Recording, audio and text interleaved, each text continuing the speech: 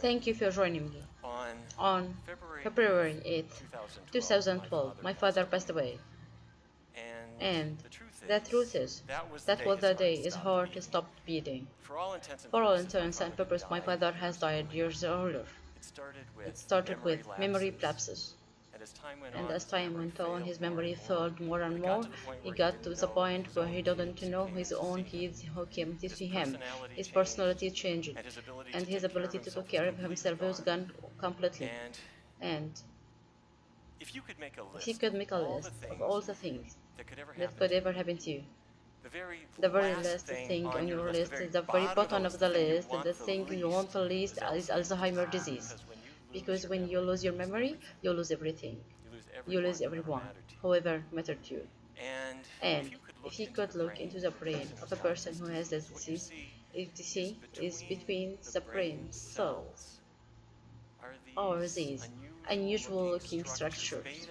Beta amyloid protein comes out of the cells and accumulates in these little beta ball-like structures that are in front of you on a microscope slide.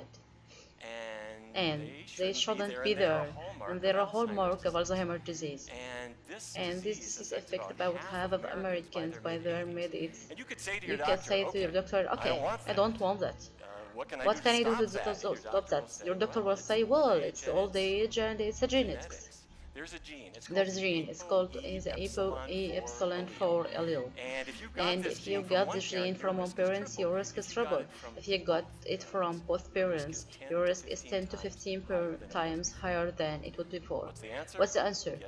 Get new parents? No, I don't think so. That's not it. So I'm sorry, it's old age, it's gene, it's period, that's it. That's not the wrong thing you can do, just wait for happening or maybe not. In Chicago, researchers started something called the Chicago Health and Aging Project. What they did, they would look at people Chicago were eating, and they were very careful that they record in 100 people, and then they started to see who as the years ago stayed mentally clear and who developed dementia. The first thing they did was something that I know about as a kid growing in Farrago, North Dakota. My mom has 5 kids. We would run down to the kitchen to smell bacon. My mom would take in a fork. She would stick into the frying pan and pour the hot bacon on the paper and put them on the paper towel to cool down. And while the bacon was out of the pan, she would carefully lift that hot pan and pour the grease into the jar to save it. That's a good bacon grease, you don't want to lose it. My mother would take the jar and she would not in the refrigerator, she would the shelf. Because my mother knows that bacon grease cools down, what happens to it? It solidifies, and that fact is solid at room temperature. A sign of bacon grease is loaded with saturated fat, bad fat.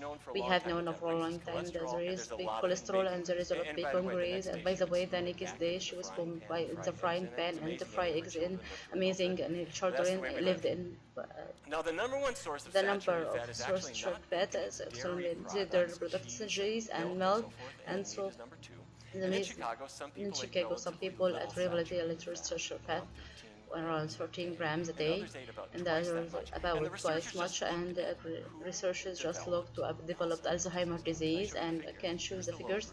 There's a low group and there is a high group, and those are the words of you avoiding the bad fat risk.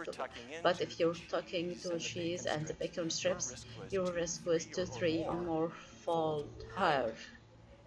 And they looked not just saturated fat, they looked at the fats in donuts and pastries, and you know that trans fat, you see the labels, and they found every pattern in there too.